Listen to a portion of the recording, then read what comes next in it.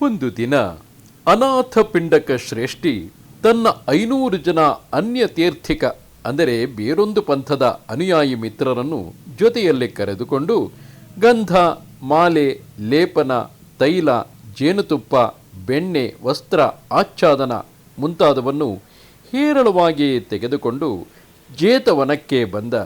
ಅಲ್ಲಿ ಬುದ್ಧನಿಗೆ ನಮಸ್ಕರಿಸಿ ಮಾಲೆ ಮುಂತಾದವುಗಳಿಂದ ಪೂಜಿಸಿ ಭಿಕ್ಷು ಸಂಘಕ್ಕೆ ಔಷಧಿ ಮತ್ತು ವಸ್ತ್ರಾದಿಗಳನ್ನು ಕೊಟ್ಟು ಕುಳಿತುಕೊಳ್ಳುವುದಕ್ಕೆ ಸಂಬಂಧಿಸಿದ 6 ದೋಷಗಳನ್ನು ಬಿಟ್ಟು, ಅಂದರೆ ಅತ್ಯಂತ ಸಮೀಪದಲ್ಲಿ, ಅತ್ಯಂತ ದೂರದಲ್ಲಿ, ಅಥವಾ ವಾಯು ಬೀಸುತ್ತಿರುವ ದಿಕ್ಕಿನ ಕಡೆ, ಅಥವಾ ಎತ್ತರವಾದ ಸ್ಥಾನದಲ್ಲಿ, ಅತ್ಯಂತ ಬಹಳ ಮುಂದೆ ಹಾಗೂ ಬಹಳ ಹಿಂದೆ, ಈ ರೀತಿಯಾದ ಕುಳಿತುಕೊಳ್ಳುವುದಕ್ಕೆ ಸಂಬಂಧಿಸಿದ 6 ದೋಷಗಳನ್ನು ಬಿಟ್ಟು ಒಂದು ಕಡೆ ಕುಳಿತುಕೊಳ್ಳುತ್ತಾನೆ.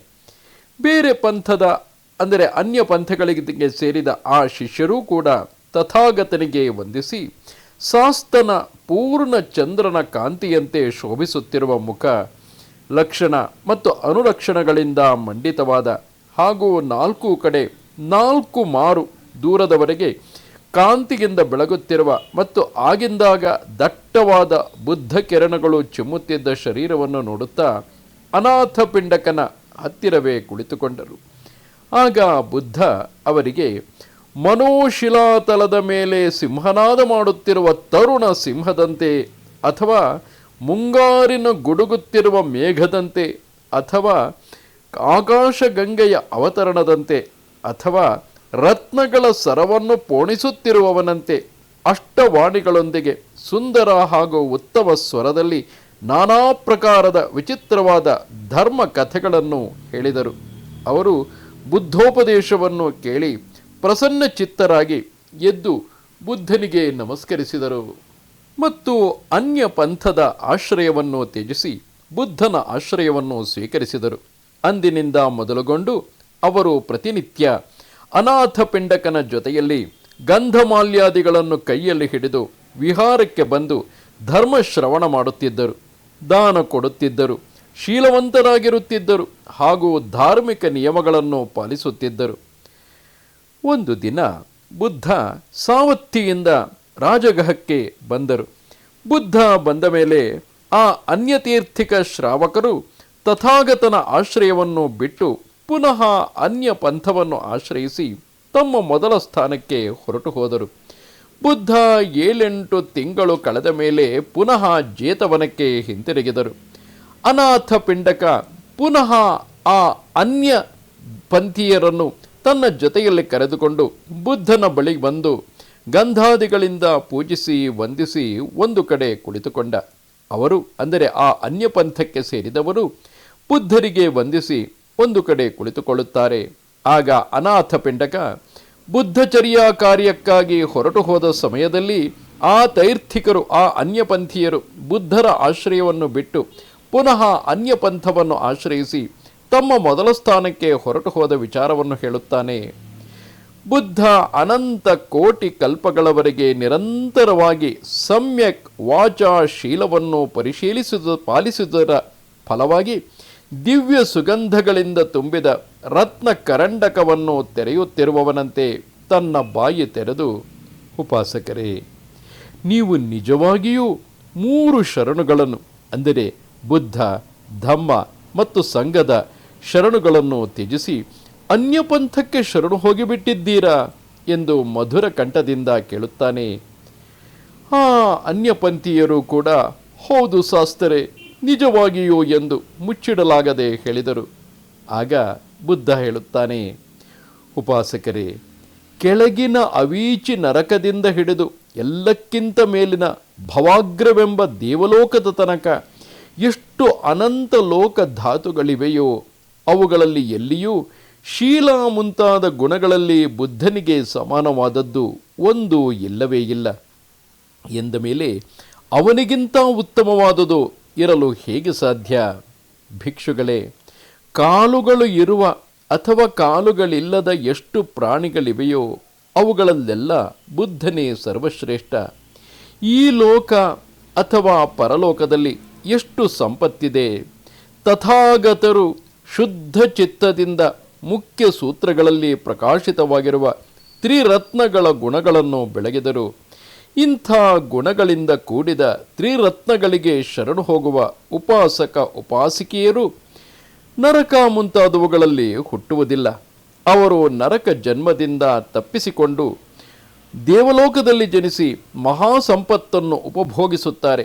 ಆದುದರಿಂದ ನೀವು ಈ ರೀತಿಯ ಆಶ್ರಮವನ್ನು ತ್ಯಜಿಸಿ ಅನ್ಯ ಪಂಥವನ್ನು ಸ್ವೀಕರಿಸಿ ಅನುಚಿತ ಕಾರ್ಯ ಮಾಡಿದಿರಿ ಎಂದು ಹೇಳಿದರು.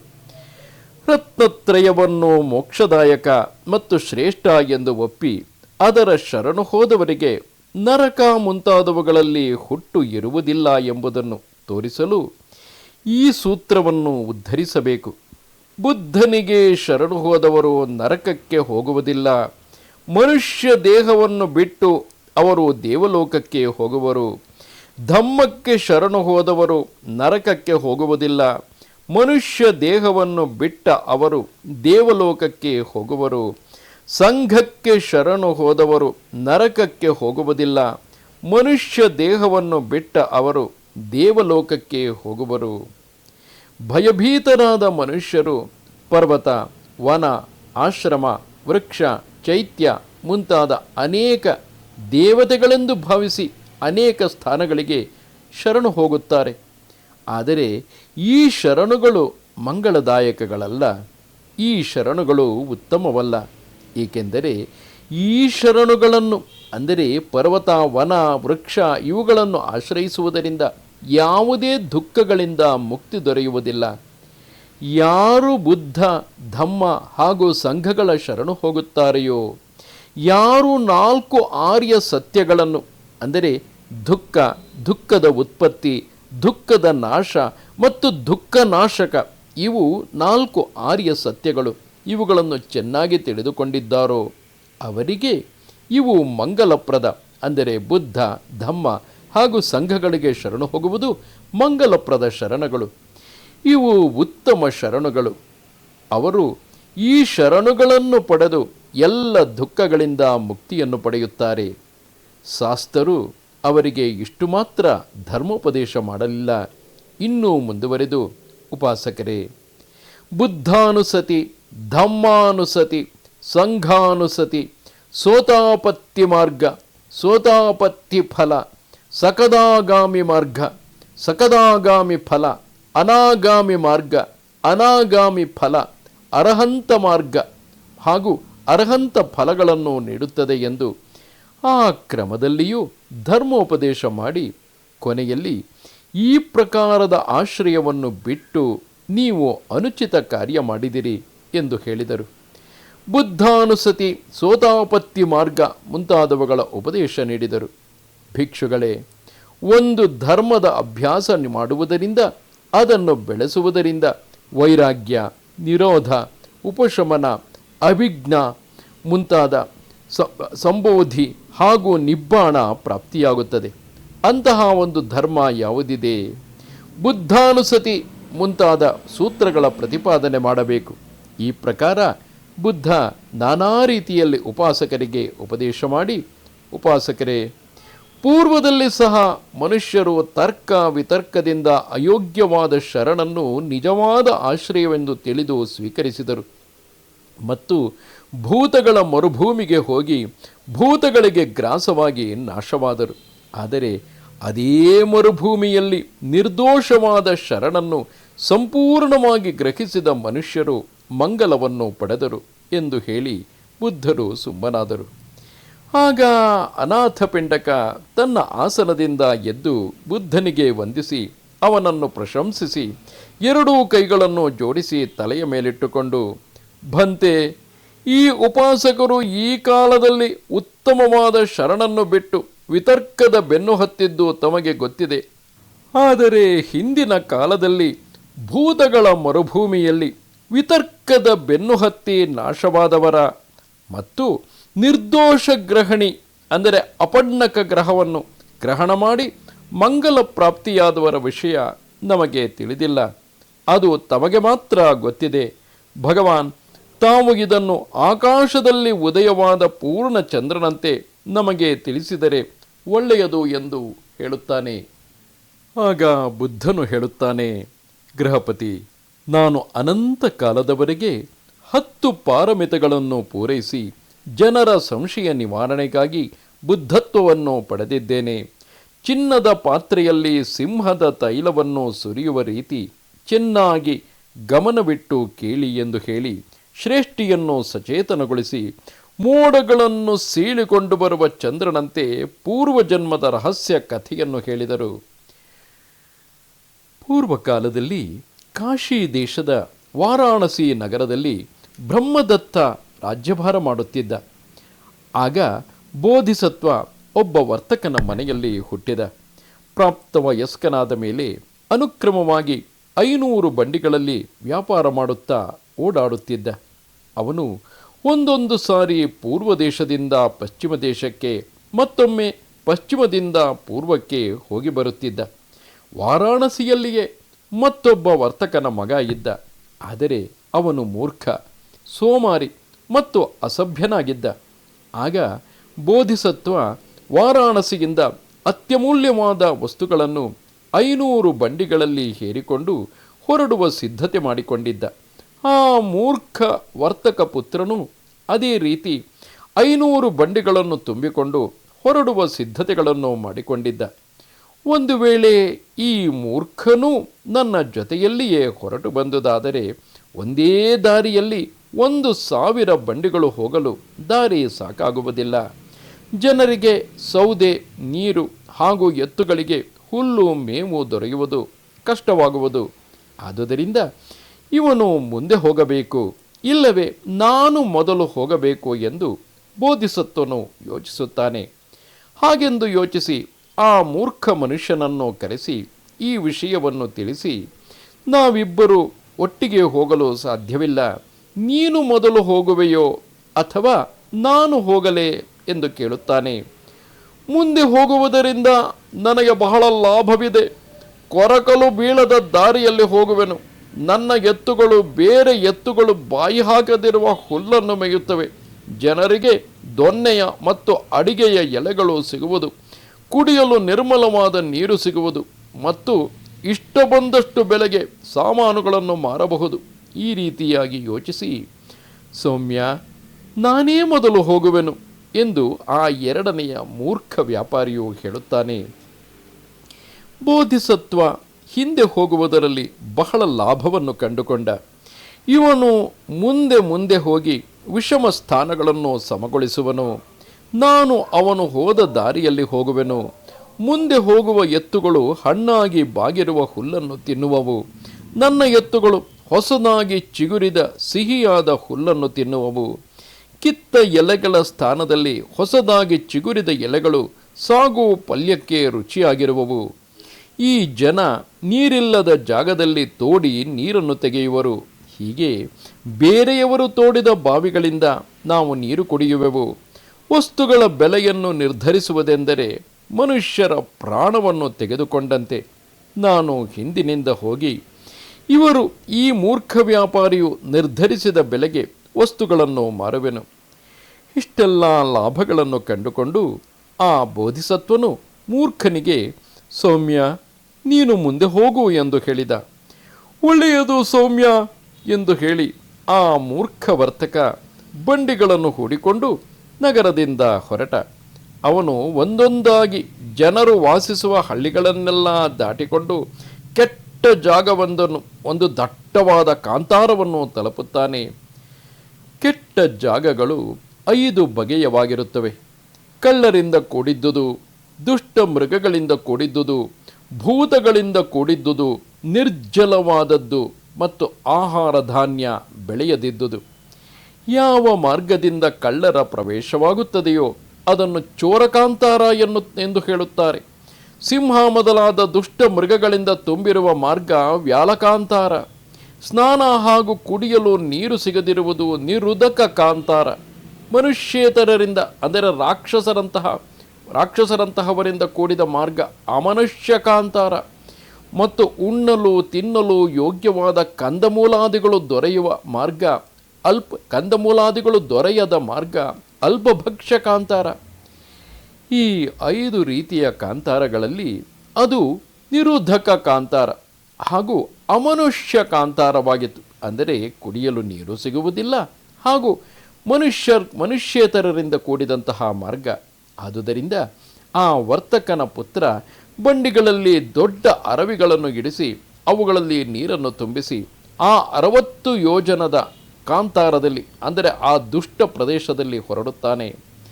ಕಾಂತಾರದ ಮಧ್ಯ ತಲುಪಿದಾಗ ಆ ಕಾಂತಾರದಲ್ಲಿ ವಾಸವಾಗಿದ್ದ ದೈತ್ಯ, ಮನುಷ್ಯನಲ್ಲದವನು, ಇವರ ಬಳಿಗೆ ಬಂದು ಇವರ ಬಳಿ ಇರುವ ನೀರನ್ನೆಲ್ಲ ಚೆಲ್ಲಿಸಿಬಿಟ್ಟರೆ ಇವರು ದುರ್ಬಲರಾದಾಗ ಇವರೆಲ್ಲರನ್ನೂ ತಿಂದು ಹಾಕಿಬಿಡಬಹುದು ಎಂದು ಯೋಚಿಸುತ್ತಾನೆ.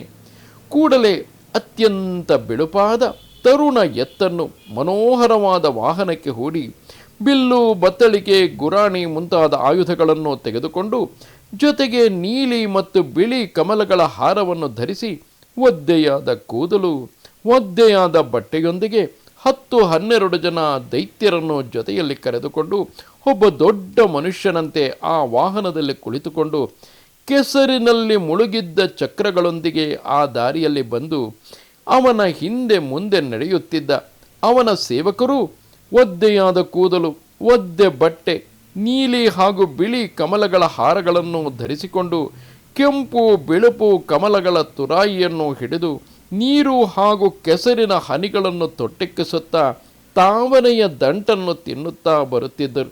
ಅಂದರೆ ಎದುರಿಗೆ ಬರುತ್ತಿರುವವರಿಗೆ ಅಲ್ಯಾವುದೋ ನೀರಿನ ಸೆಲೆಯಿರಬೇಕು ಎನಿಸುವಂತೆ. ಎದುರುಗಡೆಯಿಂದ ಗಾಳಿ ಬೀಸುತ್ತಿರುವಾಗ ತರುಣ ವರ್ತಕ ವಾಹನದಲ್ಲಿ ಕುಳಿತುಕೊಂಡು ಸೇವಕರ ಜೊತೆಯಲ್ಲಿ ಧೂಳನ್ನು ಚಿಮ್ಮುತ್ತಾ ಮುಂದೆ ಮುಂದೆ ಹೋಗುತ್ತಿದ್ದ. ಹಿಂಭಾಗದಿಂದ ಗಾಳಿ ಬೀಸುವಾಗ ಅದೇ ರೀತಿ ಮುಂದೆ ಹಿಂದೆ ನಡೆಯುತ್ತಿದ್ದ. ಆ ಸಮಯದಲ್ಲಿ ಎದುರುಗಡೆಯಿಂದ ಗಾಳಿ ಬೀಸುತ್ತಿತ್ತು. ಆದುದರಿಂದ ವರ್ತಕ ಮುಂದೆ ಮುಂದೆ ಹೋಗುತ್ತಿದ್ದ. ದೈತ್ಯನು ಬರುತ್ತಿರುವ ಈ ತರುಣ ವರ್ತಕನನ್ನು ಕಂಡು ತನ್ನ ವಾಹನವನ್ನು ರಸ್ತೆಯ ಒಂದು ಪಕ್ಕಕ್ಕೆ ನಿಲ್ಲಿಸಿಕೊಂಡು ಎಲ್ಲಿಂದ ಬರೋಣವಾಯಿತು ಎಂದು ಕೇಳಿದ ಮೇಲೆ ಕ್ಷೇಮ ಸಮಾಚಾರ ಮಾತನಾಡುತ್ತಾನೆ.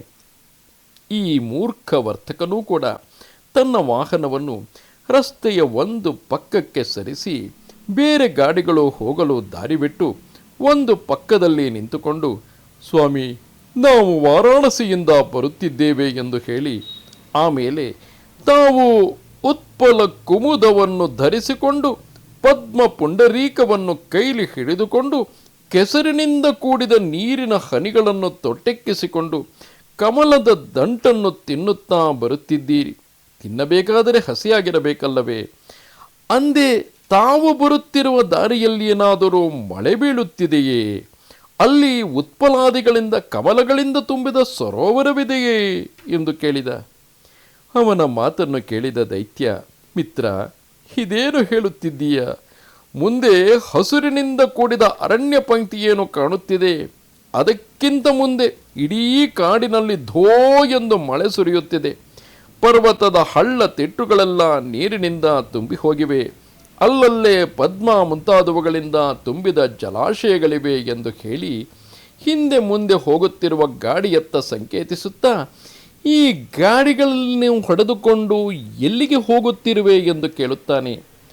ಇಂಥ ದೇಶಕ್ಕೆ ಈ ಗಾಡಿಯಲ್ಲಿ ಏನು ವಸ್ತು ಇದೆ? ಹಿಂದಿನ ಗಾಡಿ ಬಹಳ ಭಾರವಾಗಿರುವಂತೆ ಕಾಣುತ್ತಿದೆ. ಅದರಲ್ಲಿ ಯಾವ ವಸ್ತು ಇದೆ? ಆ ಮೂರ್ಖ ಹೇಳುತ್ತಾನೆ, ಅದರಲ್ಲಿ ನೀರು ಇದೆ. ಇಲ್ಲಿಯ ತನಕ ಜೊತೆಯಲ್ಲಿ ನೀರು ತಂದು ಬಹಳ ಒಳ್ಳೆಯ ಕೆಲಸ ಮಾಡಿದೆ. ಆದರೆ ಇಲ್ಲಿಂದ ಮುಂದಕ್ಕೆ ನೀರಿನ ಅವಶ್ಯಕತೆ ಇಲ್ಲ. ಮುಂದೆ ಬೇಕಾದಷ್ಟು ನೀರಿದೆ. ಮಡಕೆಗಳನ್ನು ಒಡೆದು ನೀರನ್ನು ಚೆಲ್ಲಿ ಸುಖವಾಗಿ ಗಾಡಿಯನ್ನು ಹಗುರವಾಗಿ ಮಾಡಿಕೊಂಡು ಹೋಗು. ಈ ಪ್ರಕಾರ ಸಂಭಾಷಣೆ ಮಾಡಿ ತಾವು ಹೋಗಿ ತಮಗೆ ತಡವಾಗುತ್ತದೆ ಎಂದು ಹೇಳಿ ಸ್ವಲ್ಪ ದೂರ ಹೋಗಿ ಅದೃಶ್ಯನಾಗಿ ಆ ದೈತ್ಯ ತನ್ನ ನಗರಕ್ಕೆ ಹೊರಟು ಹೋದ. ಆದರೆ ಇತ್ತ ಆ ಮೂರ್ಖ ವರ್ತಕ ತನ್ನ ಮೂರ್ಖತನದಿಂದಾಗಿ ದೈತ್ಯನ ಮಾತನ್ನು ನಂಬಿ ಮಡಕೆಗಳನ್ನು ಒಡೆಸಿ ಬೊಗಸೆಯಷ್ಟು ನೀರನ್ನು ಇಟ್ಟುಕೊಳ್ಳದೆ ನೀರನ್ನೆಲ್ಲ ಚೆಲ್ಲಿಸಿ ಗಾಡಿಗಳನ್ನು ಮುಂದಕ್ಕೆ ಹೊಡೆಸಿದ. ಮುಂದೆ ದಾರಿಯಲ್ಲಿ ಒಂದು ತೊಟ್ಟು ನೀರು ಇರಲಿಲ್ಲ. ಜನ ನೀರಿಲ್ಲದೆ ಕಂಗಾಲಾದರು. ಅವರು ಸೂರ್ಯಾಸ್ತದವರೆಗೂ ನಡೆಯುತ್ತಿದ್ದು ಸಂಜೆ ಎತ್ತುಗಳನ್ನು ಬಿಟ್ಟು ಗಾಡಿಗಳ ಬೀಡು ಬಿಟ್ಟು ಎತ್ತುಗಳನ್ನು ಗಾಡಿಗಳ ಚಕ್ರಗಳಿಗೆ ಕಟ್ಟಿದರು. ಎತ್ತುಗಳಿಗೆ ನೀರು ಸಿಗಲಿಲ್ಲ, ಜನರಿಗೆ ಊಟಕ್ಕೆ ಅನ್ನವೂ ಸಿಗಲಿಲ್ಲ. ದುರ್ಬಲರಾದ ಜನರು ಎಲ್ಲೆಂದರಲ್ಲಿ ಮಲಗಿ ನಿದ್ರೆ ಹೋದರು. ರಾತ್ರಿಯಾದ ಮೇಲೆ ದೈತ್ಯರು ತಮ್ಮ ನಗರದಿಂದ ಹೊರಟು ಬಂದು ಎತ್ತುಗಳು ಮತ್ತು ಮನುಷ್ಯರನ್ನೆಲ್ಲ ಕೊಂದು ಅವರ ಮಾಂಸವನ್ನು ತಿಂದು ಮೂಳೆಗಳನ್ನು ಅಲ್ಲಿಯೇ ಬಿಟ್ಟು ಹೊರಟು ಹೋದರು. ಈ ರೀತಿ ಆ ಮೂರ್ಖ ವರ್ತಕ ಪುತ್ರ, ಅವನ ಮೂರ್ಖತನದಿಂದಾಗಿ ಅವರೆಲ್ಲರೂ ನಾಶವಾಗಿ ಬಿಟ್ಟರು. ಅವರ ಕೈಗಳ ಮುಂತಾದವುಗಳ ಮೂಳೆಗಳು ಅಲ್ಲಿ ಇಲ್ಲಿ ಚೆಲ್ಲಾಡಿದ್ದವು. ಆದರೆ 500 ಗಾಡಿಗಳು ಮಾತ್ರ ಹೇಗಿದ್ದವೋ ಹಾಗೆಯೇ ನಿಂತಿದ್ದವು. ಆ ಮೂರ್ಖ ವರ್ತಕ ಪುತ್ರ ಹೋದ 1-1.5 ತಿಂಗಳ ನಂತರ ಬೋಧಿಸತ್ವ ಸಹ 500 ಬಂಡಿಗಳೊಂದಿಗೆ ನಗರದಿಂದ ಹೊರಡುತ್ತಾನೆ ಮತ್ತು ಅನುಕ್ರಮವಾಗಿ ನಡೆದು ಬರುತ್ತಾ ಆ ಕಾಂತಾರದ ಅದೇ ಅಮಾನುಷ ಮನುಷ್ಯರಲ್ಲದವರಿಂದ ಹಾಗೂ ದುಷ್ಟ ಮೃಗಗಳಿಂದ ತಿನ್ನಲು ಕುಡಿಯಲು ಸಿಗದಂತಹ ಆ ಕಾಂತಾರ ಪ್ರವೇಶ ದ್ವಾರವನ್ನು ತಲುಪಿದ. ಅಲ್ಲಿ ಅವರು ಬೇಕಾದಷ್ಟು ನೀರನ್ನು ಮಡಕೆಗಳಲ್ಲಿ ತುಂಬಿಕೊಂಡರು. ತಮ್ಮ ಗುಡಾರದಲ್ಲಿ ಡಂಗುರ ಹೊಡೆಸಿ ಎಲ್ಲರನ್ನೂ ಒಂದು ಕಡೆ ಕೂಡಿಸಿ, ನನ್ನನ್ನು ಕೇಳದೆ ಒಂದು ಬೊಗಸೆಯಷ್ಟು ನೀರನ್ನು ಬಳಸಬಾರದು, ಕಾಡಿನಲ್ಲಿ ವಿಷವೃಕ್ಷಗಳು ಕೂಡ ಆಗಿವೆ, ಆದುದರಿಂದ ಇದುವರೆಗೂ ತಿನ್ನದೇ ಇರುವ ಯಾವುದೇ ಎಲೆಯನ್ನಾಗಲಿ ಹೂವನ್ನಾಗಲಿ ಹಣ್ಣನ್ನಾಗಲಿ ನನ್ನನ್ನು ಕೇಳದೆ ಯಾರೂ ತಿನ್ನಕೂಡದು ಎಂದು ಹೇಳಿದ. ಈ ರೀತಿ ಎಲ್ಲ ಜನರಿಗೂ ಎಚ್ಚರಿಕೆ ಕೊಟ್ಟು 500 ಬಂಡಿಗಳೊಂದಿಗೆ ಮರುಭೂಮಿಯ ಕಡೆ ಹೊರಟರು. ಆ ಮರುಭೂಮಿಯ ಮಧ್ಯಭಾಗವನ್ನು ತಲುಪಿದಾಗ ಮೊದಲಿನಂತೆಯೇ ಆ ದೈತ್ಯ ಬೋಧಿಸತ್ವನ ಮಾರ್ಗದಲ್ಲಿ ತಾನಾಗಿಯೇ ಕಾಣಿಸಿಕೊಳ್ಳುತ್ತಾನೆ. ಬೋಧಿಸತ್ವ ಅವನನ್ನು ನೋಡುತ್ತಿದ್ದಂತೆಯೇ ಗುರುತಿಸಿದ, ಈ ಮರುಭೂಮಿಯಲ್ಲಿ ನೀರೇ ಇಲ್ಲ, ಇದರ ಹೆಸರೇ ನಿರ್ಜಲ ಕಾಂತಾರ. ಈ ಪುರುಷ ನಿರ್ಭಯನಾಗಿದ್ದಾನೆ, ಇವನ ಕಣ್ಣುಗಳು ಕೆಂಪಗಿವೆ ಮತ್ತು ಇವನ ನೆರಳು ಕೂಡ ಕಾಣಿಸುತ್ತಿಲ್ಲ. ಅಂದರೆ ಆತ ಮನುಷ್ಯನಲ್ಲ. ನಿಸ್ಸಂಶಯವಾಗಿ ಇವನು ಮೊದಲು ಬಂದ ಮೂರ್ಖ ವರ್ತಕ ಪುತ್ರನ ನೀರನ್ನೆಲ್ಲ ಚೆಲ್ಲಿಸಿ ಅವರನ್ನೆಲ್ಲ ಕಷ್ಟಕ್ಕೊಳಗು ಮಾಡಿ ಅವನನ್ನು ಅವನ ಸಂಗಾತಿಗಳ ಸಮೇತ ತಿಂದು ಬಿಟ್ಟಿರಬೇಕು. ಆದರೆ ಇವನಿಗೆ ನನ್ನ ವಿವೇಕ ಹಾಗೂ ಚತುರತೆಗಳು ಗೊತ್ತಿಲ್ಲ ಎಂದು ಯೋಚಿಸಿ, ನೀನು ಹೋಗು, ವ್ಯಾಪಾರಿಗಳಾದ ನಾವು ಬೇರೆ ನೀರನ್ನು ಕಾಣದ ಹೊರತು ಜೊತೆಯಲ್ಲಿ ತಂದಿರುವ ನೀರನ್ನು ಚೆಲ್ಲುವುದಿಲ್ಲ. ಎಲ್ಲಿ ಬೇರೆ ನೀರು ಕಾಣಿಸುವುದೋ ಅಲ್ಲಿ ನಾವು ಈ ನೀರನ್ನು ಚೆಲ್ಲಿ ಬಂಡಿಗಳನ್ನು ಹಗುರ ಮಾಡಿಕೊಂಡು ಹೋಗುತ್ತೇವೆ ಎಂದು ಹೇಳಿದ.